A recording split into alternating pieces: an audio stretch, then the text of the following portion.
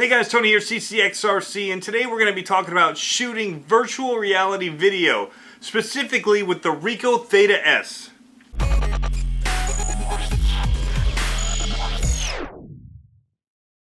So virtual reality seems to be the new big thing right now. Samsung's promoting it all over the commercials with their Galaxy Gear VR that goes with their Galaxy S6 phone. And you can get it for $100. It looks kind of like this, and you just drop your phone in. Really cool. It's pretty much the best user experience you can get that's affordable right now and easy to find stuff for.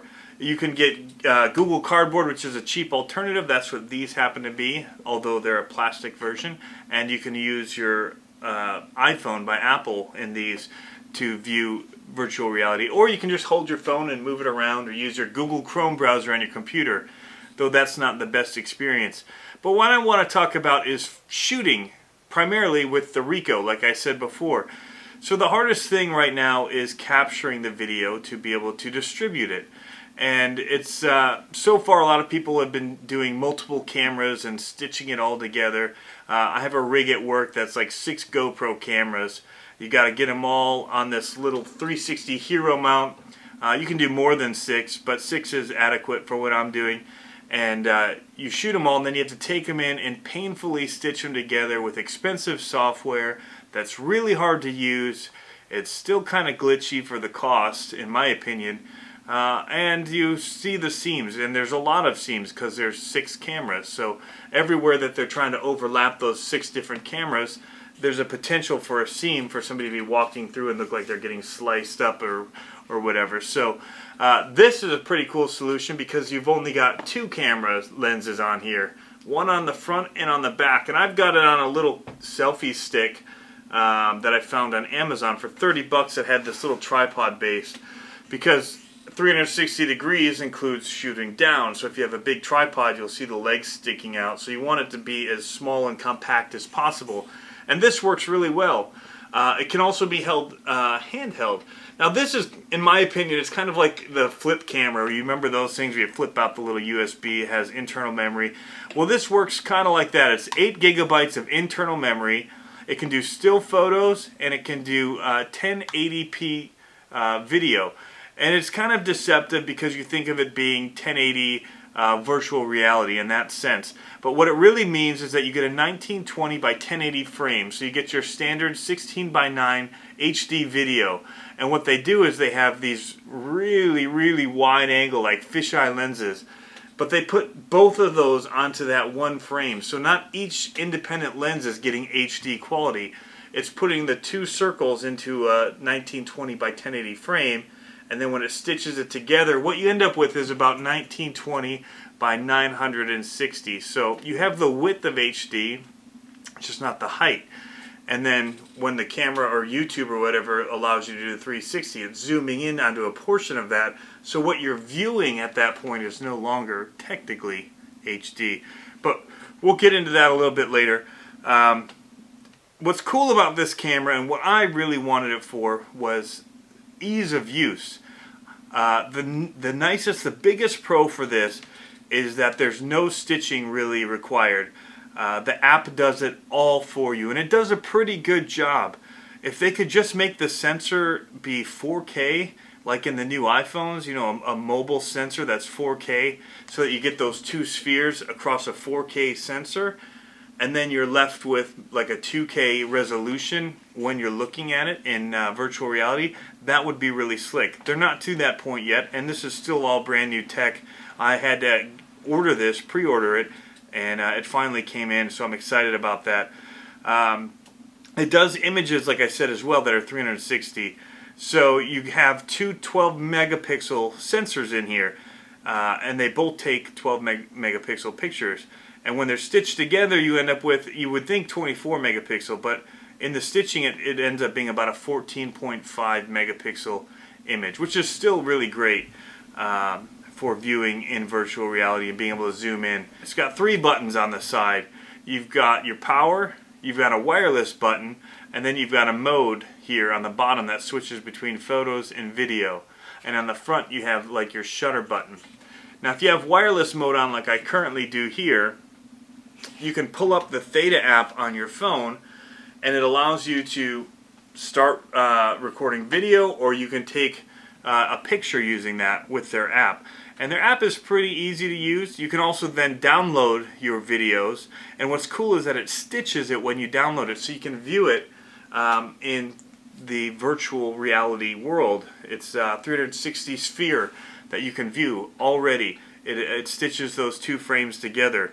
So that's really cool. And then you could upload it in virtual reality to the Ricoh site right from the app. Same with the photos, and you can share it straight to Facebook and things like that. I should mention Facebook also does 360 videos now, so you can upload your videos. But see, I want to use it for making RC videos, but also for doing testing for work options and figuring out what kinds of cool different ways you can move the camera, hold the camera, and get unique perspectives that would be really good in a virtual world where people feel like they're there. Different ways to walk, hold it, and things like that. The problem is if I use the GoPro rig to do all of that, the process to even get it into editing is so long and arduous that it's really hard, and it takes away the amount of experimenting I can do. So I can try things and see what the experience is like, though it's not as crisp, with this quickly, and then be able to use those techniques for the other camera. So editing with this, really easy. When you import it, you run it through their software, it stitches it into an MP4 file. Then you can drop that into your editing software as a 1920 by 960 frame. Do your regular edit to it. It looks really weird. It's like a big panorama that's, you know, on one end things will go through to the other, which is really interesting. But you can edit it like normal. You can add text and things like that, do your edit, and then export it. And then you run it through a YouTube app or Google app that then adds metadata to it to be able to upload it and for YouTube to recognize that it is a 360 video. So what do I like about this? I like that it's, one, inexpensive. It's under 350 bucks, so under the cost of one GoPro. And like I said, the other rig is 6 GoPros, and then you have to buy the rig itself, which is about $500 or $600. Then you have to have $900 editing software, and then there's another stitching software that you can get that's like 150 bucks. So all in, you're looking at about $5,000 or $6,000 if you get the GoPro 4, the black or the professional edition of that GoPro. But you can shoot in the GoPro way up to, I think it's 8K. I shoot it in 2K on the camera to make it easier for my computer to process, and then I'm left with a 4K image in the end. With this, I get what YouTube recognizes as 1080s, which is their 360 or their virtual reality mode. It reads it as S, like 4KS or 1080s. So it's a little bit soft, but it's totally, if you have a good enough story, you could even use this. But it's so quick. I shot a video in Williamsburg of a family vacation, just giving kind of a walk through Williamsburg virtual tour, and I was able to shoot it that day. It took me about 2 hours to dump the footage, run it through the processing to make it editable, edit the video, and then export it. So really fast to be able to edit it. With the GoPro, I'd still probably be importing those 6 cards and trying to stitch the very beginning of the first clip that I shot. And so way faster to get stuff for YouTube producers from the camera, from what you're shooting online. And if you're shooting cool stuff, people are willing to overlook it for the experience, I'm sure, a little bit, because it's still really neat and interactive. And it's decent enough quality, in my opinion, way better. So it shoots it, it's like 30 frames per second, and you can record up to 25 minutes of it in one take, depending on the weather, because if it's hot, it'll stop itself to keep from overheating, which is a huge improvement over the Theta M15 that was out before, which could shoot 1080 but only at 15 frames per second, and it was very short clip length. So they've made a lot of improvements in this thing. It's a really cool piece of tech, and I really am enjoying the experience, and I see some really cool uses for this for RC video making, out on the trails, doing some big jumps so people can track it and see how high it goes, and to be able to experience everything in there. But also I think it'd be neat for RC racing because you could follow any of the cars. Typically you'd be following the leader, the camera would, or whoever's car they're there to shoot. Where with this, you can literally pick a car to follow and just stay with it the whole way, or choose a different one halfway through. So it's pretty neat opportunities that this will open up, I think, in that realm. The one thing that's tough being that, you know, if it's a circle track, people would be spinning all the way around unless they realize that if you were standing there, you'd probably follow to a certain point and then pick it up on the other side, which is the way that I've currently found that I like doing it the best. I'll lose a little bit of it, but then I'll pick it back up, and I won't have to spin all around. I can sit in one spot and view pretty much everything.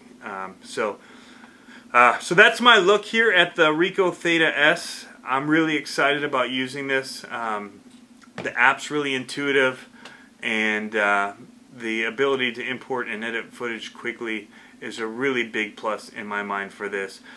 Really excited about it. There'll be some more videos coming up soon, and I'm going to be giving away a pair of the Google Cardboard, like these plastic ones, because it'll work with both the iPhone and Android. So that'll be coming up. I've hinted at it earlier, but that's a giveaway I'm going to be doing just so that people can kind of see what it's like using this. There's a lot of other apps and cool things you can use this for on your device, and it's a good time. So anyway, thanks for stopping by, guys, and we'll see you later.